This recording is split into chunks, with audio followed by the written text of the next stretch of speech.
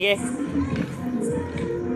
पहा, ही गोमाता आणि हे श्वान या दोघांचं नातं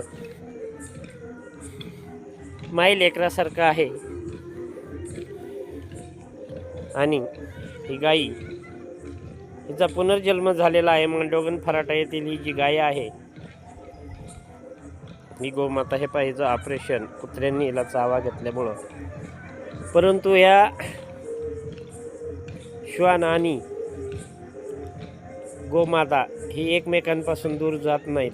इतका यांना लाळा लागलेला आहे की आईपेक्षाही जीव लावती ही गोमाता. मुक्या प्राण्यांपासून भरपूर काही शिकण्यासारखं आहे.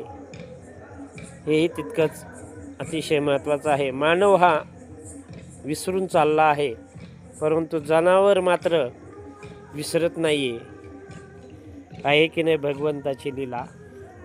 मुक्या प्राण्यांना समस्त माया, जीव लावणं, विश्वासानं टिकवणं, हे कितीतरी वर्षापासून, जसं हे लहान पिल्लू आहे तो त्या काळापासून हे गोमातेसोबतच असतं.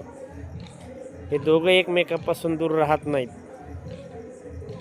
हेही तितकेच महत्त्वाचे. नक्कीच ही गोमाता आणि हे श्वान यांचं पूर्वजन्मीचं काहीतरी नातं असावं, असं म्हणावयास काही हरकत नाही.